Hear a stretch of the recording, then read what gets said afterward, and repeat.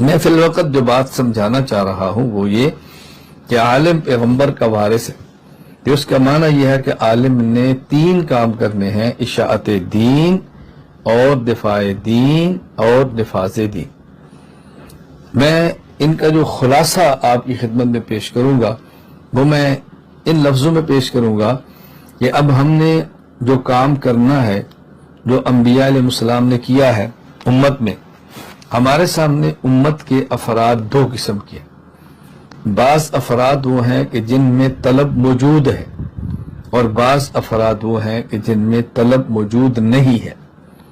جن افراد میں طلب موجود ہے وہاں تو ہم تعلیم دیں گے، اور جن میں طلب موجود نہیں ہے وہاں پہ ہم تبلیغ کریں گے. تو گویا علماء کرام نے جو کام کرنے ہیں بنیادی کام 2 ہیں: نمبر 1 تعلیم اور نمبر 2 تبلیغ. جو طلب والے ہیں، جو سیکھنا چاہتے ہیں ان کو سکھائیں، اور جو طلب نہیں رکھتے ان تک اللہ کے نبی صلی اللہ علیہ وسلم کا اللہ کا دیا ہوا دین پہنچائیں. تو تعلیم اور تبلیغ یہ 2 کام ہیں. اللہ کے دین کی طالبین دین کو تعلیم، اور اللہ کے دین کی غیر طالبین دین کو تبلیغ.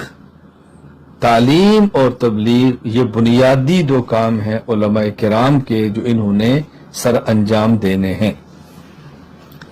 اب ظاہر ہے تعلیم اللہ کے دین کی ہوگی اور تبلیغ بھی اللہ کے دین کی ہوگی، لیکن خود عالم کو فائدہ کب ہوگا؟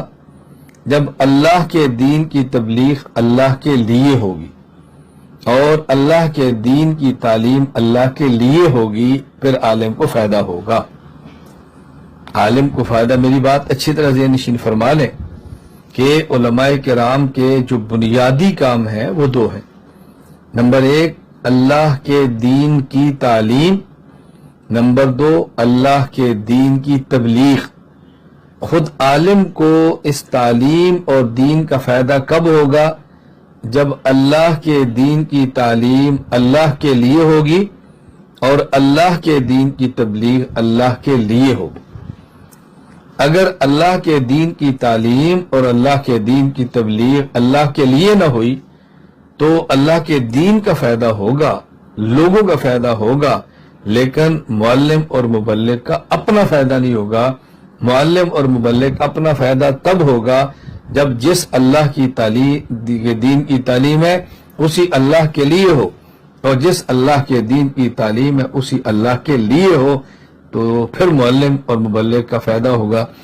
اب ضروری ہے کہ ہم دین کا کام اس طرح کریں کہ اس کا ہمیں فائدہ ہو.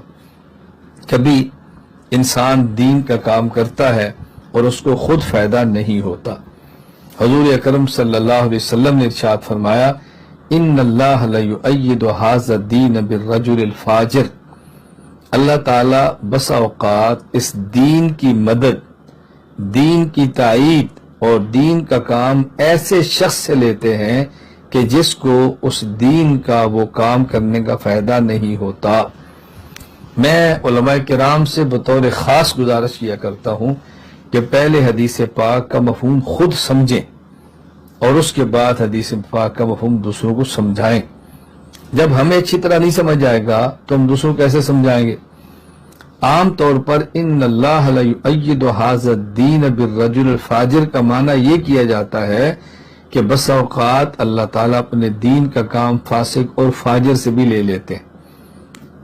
فاسق اور فاجر سے بھی لے لیتے ہیں. بات اچھی طرح سمجھے.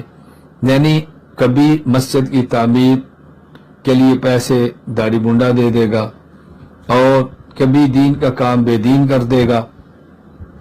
اس حدیث پاک کا مفہوم سمجھیں.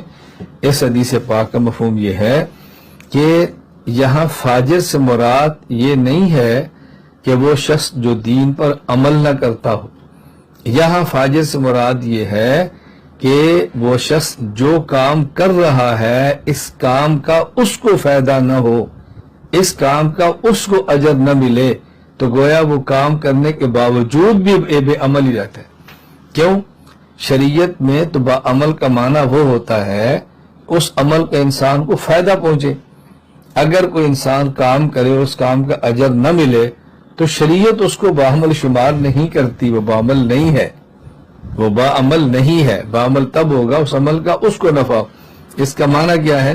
مثال کے طور پر ایک شخص مسجد کی تعمیر کراتا ہے، لیکن مسجد کی تعمیر اس لیے نہیں کراتا کہ اللہ راضی ہوں، اس لیے کراتا ہے کہ اس کو شہرت ملے، اس کی واہ واہ ہو، اس کا چرچا ہو۔ اب دیکھو اس نے مسجد کی تعمیر کرا دی لیکن اس کو اس کا اجر نہیں ملا۔ یہ ہوگا ان اللہ لا یؤید ھذا الدین بالرجل الفاجر، کہ مسجد کی تعمیر ایسے شخص سے ہوگی کہ جس کو مسجد کی تعمیر کرنے کا خود اجر نہیں ملا۔ اللہ کے دین کی تعلیم اور اللہ کے دین کی تبلیغ کا عالم کو فائدہ تب ہوگا کہ جب وہ اللہ کے دین کی تعلیم اور اللہ کے دین کی تبلیغ اللہ کے لیے کرے گا۔